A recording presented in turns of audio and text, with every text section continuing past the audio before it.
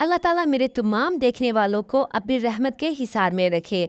भाई रेसिपी तो मैंने बहुत सारी ट्राई भी की हैं और आपके साथ शेयर भी की हैं। आज बारी थी पिज़्ज़ा की, और वो भी होममेड पिज़्ज़ा जिसको मैंने देसी घी के अंदर बनाया है। भाई ज़बरदस्त मेरा एक्सपीरियंस रहा है, तो मैंने कहा क्यों ना एक वीडियो बना के आपके साथ भी इसकी रेसिपी को शेयर किया जाए। पिज़्ज़ा बहुत ही मज़े का था और मेरा एक्सपीरियंस बहुत ही शानदार रहा।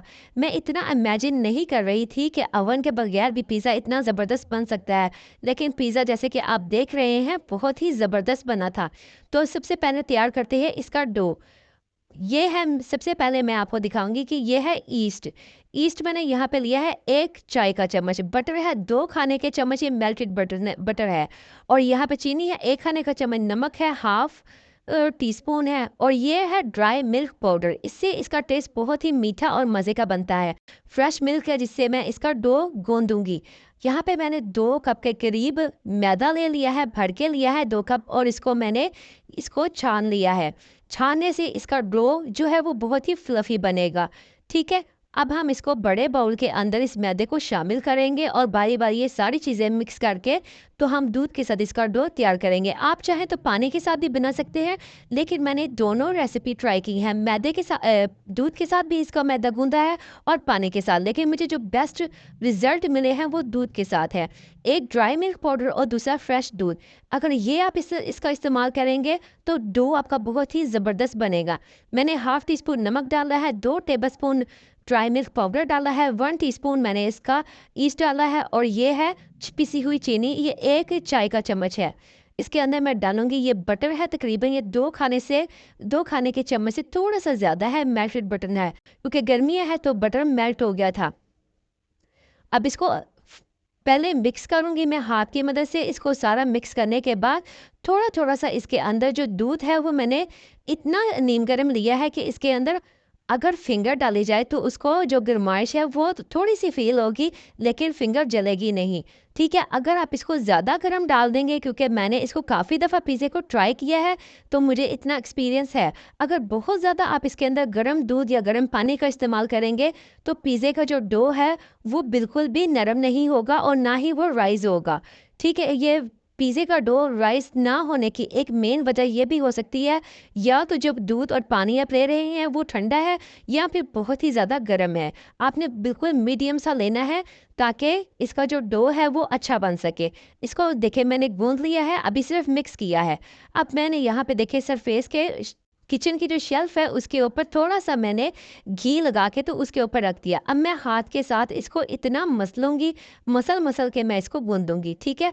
क्योंकि ये देखिएगा मेरे हाथ के ऊपर भी जितना मैदा लगा हुआ है, ये गूँधने के साथ-साथ बिल्कुल रिमूव हो जाएगा और इसकी बहुत ही फाइन सी शक्ल आ जाएगी, ठीक है? हाथ की मदद से और फिंगर की मदद से आपने इसको मसल-मसल के तो इसको गूँधना है, और जैसे हथेली की एक साइड होती है, तो आपने उसके साथ इसको मसलना है और फिर इसको इस तरह से देखिए ब्रेक कर के इसको मसल-मसल के आपने इसको गूँधना है। जितना अच्छा आप इसको गूँधेंगे, उतना ही डो जो है वो आपका ज़बरदस्त बनेगा।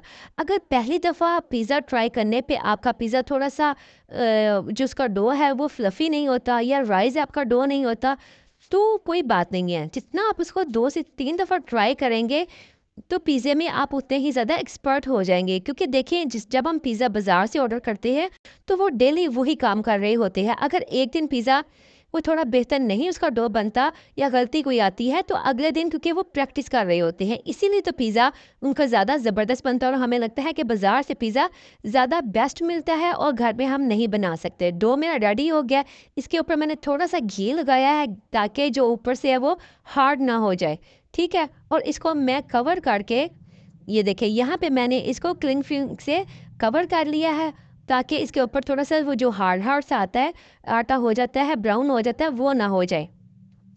और मैंने इसको ओवन को गरम करके और उसके बाद बंद कर दिया था और उसके अंदर रख दिया था। यहाँ हम तैयार करेंगे अब चिकन। चिकन को देखिए मैंने छोटे-छोटे से उसके क्यूब्स काट लिए हैं। इसको वॉश करके तो मैंने इसके क्यूब्स काट लिए हैं। या मैं बोल के अंदर ये सारा चिकन डालूँगी और अब हम इसको करेंगे मैरिनेट। मैरिनेट इसको बहुत ज़्यादा को मसालों के साथ नहीं करने, बहुत ही बेसिक से मसाले होते हैं जो कि हमारे घर पर मौजूद होते हैं। ठीक है? उसको बहुत ज़्यादा बाहर से लाने की भी मसालों की ज़रूरत नहीं है। ठीक है, सबसे पहले मैंने डाला है इसके अंदर नमक, तकरीबन बिल्कुल थोड़ा-सा मैंने डाला है हाफ़ टी स्पून के करीब, और आधा चम्मच के करीब ही मैंने इसके अंदर शामिल की है काली मिर्च, पिसी हुई काली मिर्च इसके अंदर शामिल की है। यह है पिसी हुई लाल मिर्च, वो भी हाफ टी स्पून के करीब ही है। और यह है सोया सॉस, तकरीबन ये देखें मैंने अंदाजे से डाला है, आप चाहे तो 2 टेबलस्पून के करीब इसके अंदर सोया सॉस डाल दे। थोड़ा सा विनेगर डाला है ताकि चिकन जो है वो अच्छे से मैरिनेट हो सके। यह है चिली गार्लिक सॉस, ठीक है, इसको भी मैंने अंदाजे से डाला है, आप तकरीबन 2 खाने के चम्मच इसके अंदर डाल सकते हैं। ठीक है, इसको हम कर, और ये है फ्रेश गार्लिक, ठीक है, अब मैंने इसकी पेस्ट डाली है, फ्रेश है ये बिल्कुल, और चाहे तो आप इसको चॉप करके भी डाल सकते हैं। गार्लिक के साथ इसका टेस्ट बहुत ही मज़े का आएगा। थोड़ा सा मैंने घी इसके अंदर पैन के अंदर शामिल किया है, इसको हीटअप करेंगे और ये चिकन को मैं इसके अंदर शामिल कर दूंगी, बस दैट्स इट।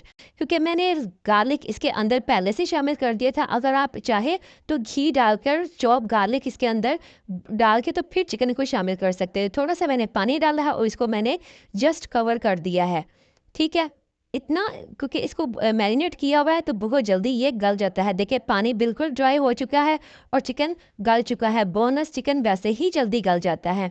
ठीक है, इसको मैं इसके जो अंदर थोड़ा थोड़ा सा पानी रह गया, ये देखिए अभी तो ये बिल्कुल ड्राई हो चुका है। इसको बस हम साइड पे कर लेंगे ताकि हम अगली जो चीज़ है अगर स्टेप की तरफ बढ़े। अब देखिए डो हमारा राइस हो चुका है, इसको मैंने अभी एक दफ़ा खोल के तो गूंदा भी था, ठीक है, और ये देखिए अभी इसमें इतनी एयर नहीं है क्योंकि मैंने अभी इसको जस्ट थोड़ी देर पहले भी एक दफ़ा गूंद के तो इसको रखा था। ये देखिए कितना सॉफ्ट है, आपने इसको सॉफ्ट ही गूंदना है। अगर हार्ड आप गूंदेंगी तो जो उसका डो है वो हार्ड बनेगा। और जैसे मैंने इसके अंदर ड्राई मिल्क पाउडर डाला था तो उसकी वजह से ये बहुत ही मज़े का बना था। आपने ये ट्राई ज़रूर करना है, ड्राई मिल्क के साथ और फ्रेश मिल्क के साथ इसका डो को गूंदें। यहाँ पे ये मैंने लिया है, ये कैप्सिकम है, टमाटर है, अनियन है और ऑलिव्स हैं, ब्लैक ऑलिव्स हैं, साथ में ओरेगनो है, थाइम है। ये देखिए ये थाइम है, थोड़ी सी हम डालेंगे, ओरेगनो डालेंगे, थोड़ा सा रेड चिली फ्लेक्स डालेंगे इसके अंदर। और ये देखें यहाँ पे है चीज़, ये 2 चीज़ है, चेडर चीज़ है और दूसरी एक पिज़्ज़ा चीज़ है इसके अंदर। हमने ये देखे डो को हम लेंगे और इसको थोड़ा सा इसका पेड़ा बनाएंगे। इसको इस तरह से फोल्ड करूँगी मैं थोड़ा सा जो डो है डो का उसको थोड़ा सा जो उसकी रोटी बनाऊंगी वो थोड़ी सी मोटी बनाऊंगी। बिल्कुल पतली वाली पिज़्ज़ा जो होता है वो मैं नहीं बनाऊंगी क्योंकि वो मुझे ज़्यादा मज़े का नहीं लगता है। डो को अच्छी तरह से आप हाथों में इकट्ठा कर ले और एक पेड़े की शक्ल दे ले, ठीक है। ये देखिए इस तरह से जस्ट आपने सिर्फ फिंगर्स की मदद से बेलना चाहे तो आप बेल सकते हैं क्योंकि आपने इसको सख्त हाथ से इस टाइम नहीं लगाना, फिंगर की मदद से ही मैंने इसको फैला लिया है।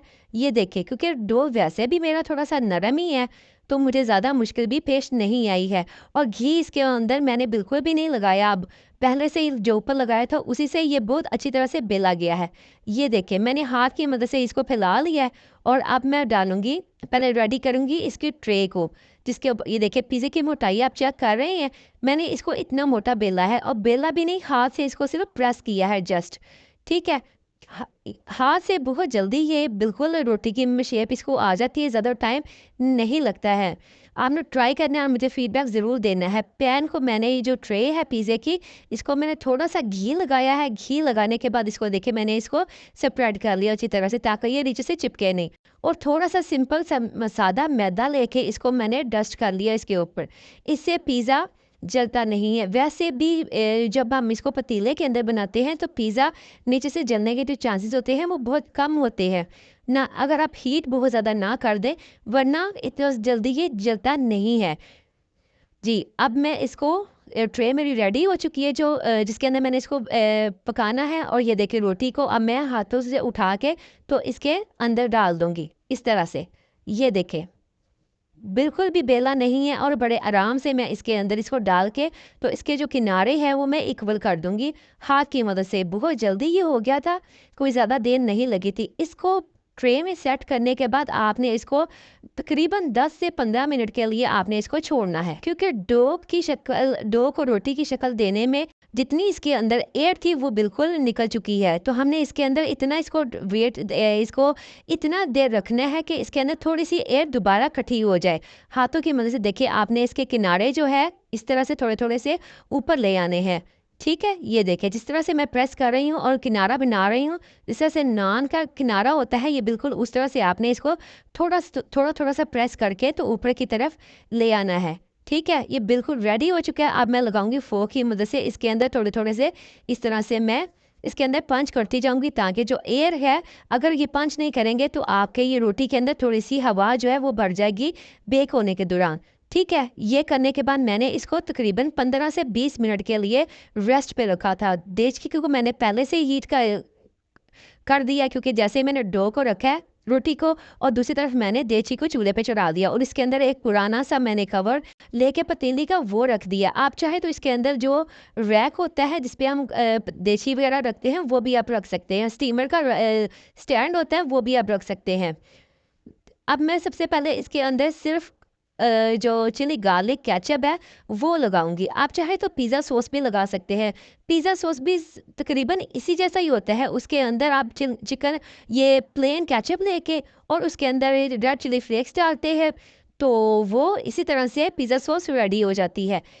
चिली गार्लिक सॉस आप लें, वो बिल्कुल केचप जो होती है बिल्कुल उसके साथ ये पिज़्ज़ा सॉस का ही जो इसका मज़ा है फ्लेवर है वैसा ही ये आएगा। चिकन मैंने अब इसके ऊपर डाला है। ठीक है, जिसको चिकन को हमने पकाया था वो चिकन मैंने इसके ऊपर सारा डाल दिया है। अच्छी तरह से देखे कितना सारा मैंने चिकन इसके अंदर डाला है। मैंने बहुत बड़े बड़े क्यूब्स नहीं किए थे, बहुत छोटे छोटे से क्यूब्स है। ठीक है, और इसके ऊपर ये देखिए अब मैंने डाली है चीज़। ये मैंने चीज़ को जो है मिक्स करके तो रखा हुआ था, और थोड़ा सा मैंने इसको बेक करने से पहले इसको फिर से बाहर निकाल लिया था ताकि थोड़ी सी ये मेल्ट हो जाए, क्योंकि हम इसको पतीले के अंदर बना रहे हैं, तो अगर चीज़ ठंडी होगी तो वो जल्दी मेल्ट नहीं होगी। वैसे तो गर्मी काफ़ी है, ये अच्छी तरह वैसे बिल्कुल मेल्ट हो गई थी। कैप्सिकम के क्यूब्स इसके ऊपर लगाएंगे, मैंने क्यूब्स में काटा है। आप चाहे तो इसको लंबाई के रुख पे भी काट के डाल सकते हैं, जैसे आपका दिल चाहे बिल्कुल वैसे। थोड़े से टमाटर के चंक्स मैंने इसके ऊपर डाले हैं, वो भी मैंने इसको क्यूब कर लिए थे। जिस तरह से आप चाहे इसको डेकोरेट कर सकते हैं। ठीक है, ये देखें अब मैं लूँगी ऑनियन। ऑनियन के भी मैंने क्यूब्स काटे हैं और वो भी मैं इस तरह से इसके ऊपर ये देखें लगा दिया है। इस तरह से उल्टी साइड करके तो मैंने ये देखे ऑनियन को उल्टा करके तो रख रही हूँ। अब भी से देखिए पिज़्ज़ा बिल्कुल परफेक्ट शेप का, परफेक्ट कलर में, हर तरीके से बिल्कुल परफेक्ट लग रहा है। ठीक है, जैसे बिल्कुल प्रोफेशनल पिज़्ज़ा होता है वैसा। अब इसके ऊपर मैं लगाऊंगी ब्लैक ऑलिव, जितना आपका दिल करता है, और चाहे तो आप मशरूम भी लगा सकते हैं, क्योंकि मशरूम इस टाइम मेरे पास है नहीं थे, वरना मैंने इसको वो भी इसके अंदर ऐड ज़रूर करने थे। अच्छी तरीके से ये देखिए मैंने ब्लैक ऑलिव लगा दी हैं। अब मैं इसके ऊपर डालूंगी रेड, वो जो क्रश रेड चिली होती है वो मैं इसके ऊपर डाली है थोड़ी सी, ये देखिए स्प्रिंकल की है। इससे इसका टेस्ट भी थोड़ा सा स्पाइसी आएगा। ये देखें बिल्कुल थोड़ी सी मैंने इसके ऊपर छिड़की है। अगर आपको जितना स्पाइस चाहिए हो तो आप उसको उतना डाल सकते हैं। चीज़ को मैं वापस इसकी एक और लेयर लगाऊंगी चीज़ की, क्योंकि भर भर के मैंने चीज़ इसके अंदर डाला था और बहुत ही ये चीज़ियस पिज़्ज़ा बना था। बाज़ार से तो अगर हम मंगवाएं तो बहुत ही कम चीज़ होती है, और उससे मैंने कई गुना ज़्यादा अच्छा पिज़्ज़ा घर पर रेडी कर लिया था। ठीक है, चीज़ इसके ऊपर अच्छे तरीके से लगाएंगे जहाँ जहाँ रह गया, ताकि ये अच्छा सा चीज़ी पिज़्ज़ा जो है वो रेडी हो। ठीक है, चीज़ मैंने सारी लगा ली। अब ये है ओरेगनो। ठीक है, इसको ये मैंने बिल्कुल थोड़ा थोड़ा सा हल्का सा इसके ऊपर स्प्रिंकल किया है, छिड़क है, और ये है थाइम लीव्स। इससे बिल्कुल परफेक्ट वाला जो टेस्ट होता है वो पिज़्ज़े का आता है। थोड़ा सा मैंने इसको हाथों में रब किया है और इसके ऊपर छिड़क दिया है।